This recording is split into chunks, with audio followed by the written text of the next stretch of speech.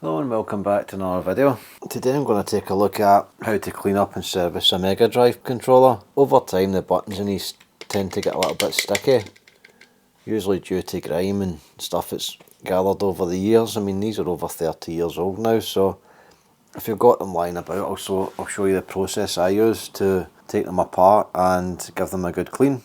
With your old retro gaming gear, it's always good to keep things in a good working order and maintain them. So without further ado, let's take the control pad apart.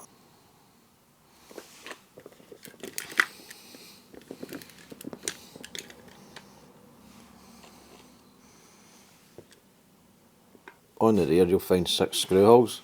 So all we're going to do is take the screws out of here. I use this little kit here for most of my repair stuff.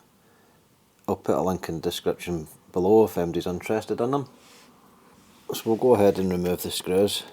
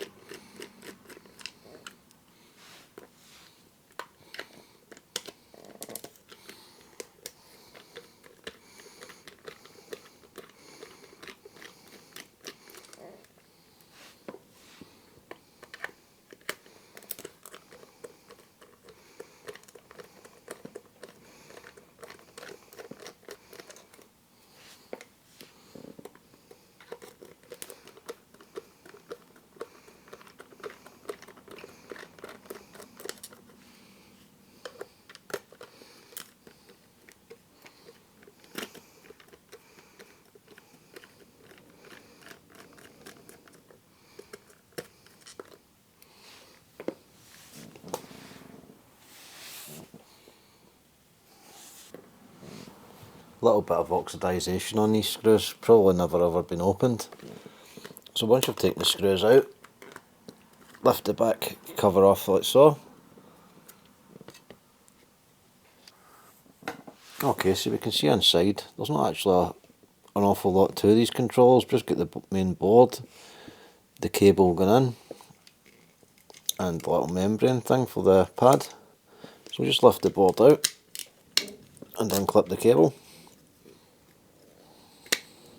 Just comes out like so.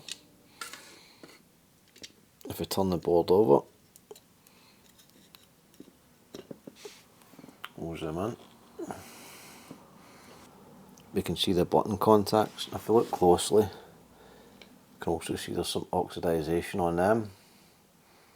The oxidisation on these would also affect the performance of the controller, so what we'll do is we'll give that a good clean up with some alcohol, and we'll give the whole board a clean up actually while we're here. So we'll clean up them and clean up the rest of the board. So we'll clean inside the case of the pad as well, and also clean these rubber contacts out as well. So I'll go and grab the alcohol and some cotton pads. So let's go ahead and give this board a little clean. I'm just going to spray some alcohol in it.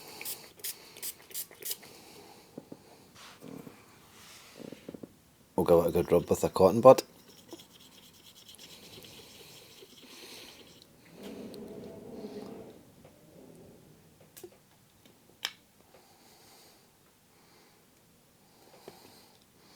You can see the dirt that's coming off that on the Q-tip. So we'll just keep concentrating around these bits for the moment.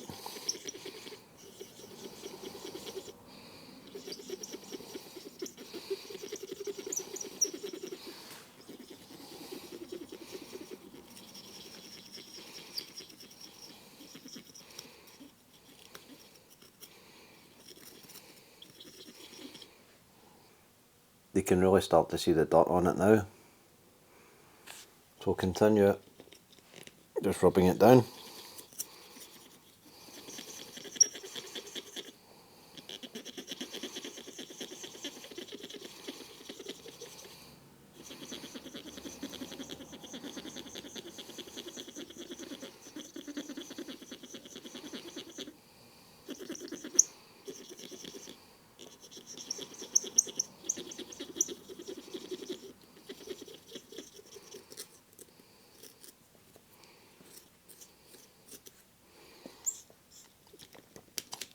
And now we'll move on to the rest of the board and give that a good clean as well.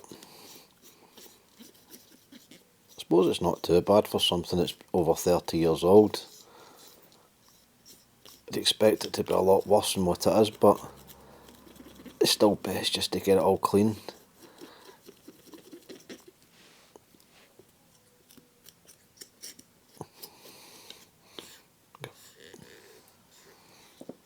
Give around here a clean as well.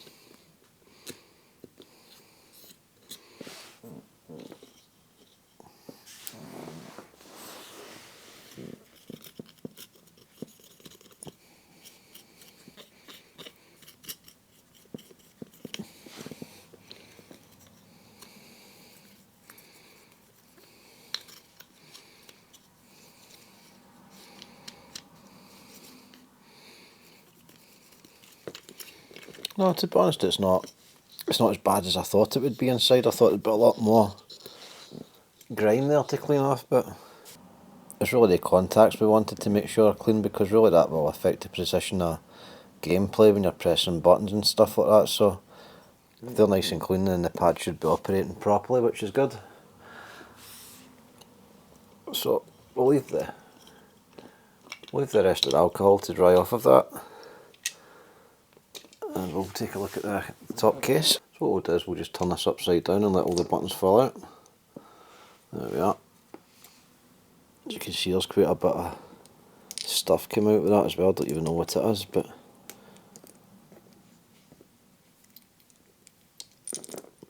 it's better out the controller than inside it, I suppose. So give that a clean.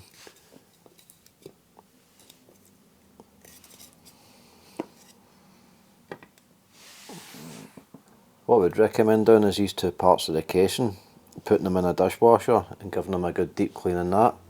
So let's go ahead and we'll give this a good clean over. I'll take them away and I'll come back once they're clean. I did notice something was cleaning it, little date stamps inside. This one's stamped 1991, so another thing to note is all the wee kind of nooks and crannies in the controller. If you want to be double sure of all the water's out them, give it a blow with a hairdryer or something like that. I should have said while we're doing the case to do the buttons as well. So what we'll do is we'll just run them under a tap too and get rid of any grime on them. So now we're happy with everything being clean. What we'll do is we'll assemble it again.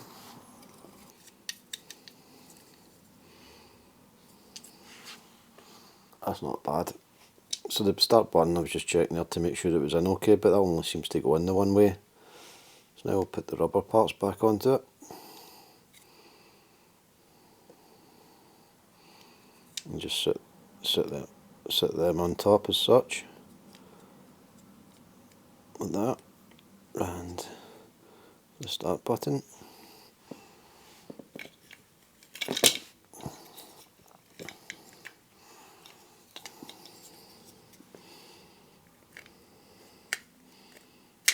There's little notches there the board fits into, but also need to make sure the controller's sitting. The controller's lined up there, so again there's little notches that will fit into, so it can only go in if it's correct. And we'll feed the cable back through the little bit there and clamp it in place. There we are. So we're happy everything's in. We'll put the rear of the controller back on.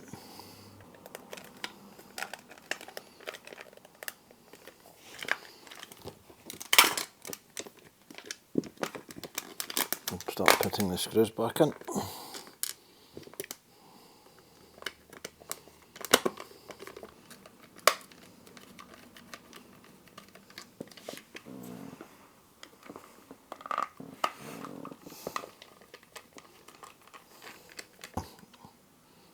Mega Drive controller, a good service and clean, give it a new lease of life.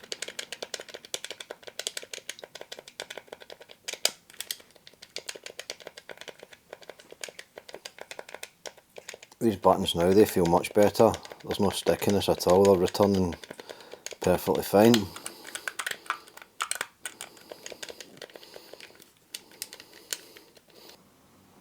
So thanks again for watching this video. There'll be more videos coming in the future, and if you like what you see, please like and subscribe, and I hope to see you again soon. Thank you, bye bye.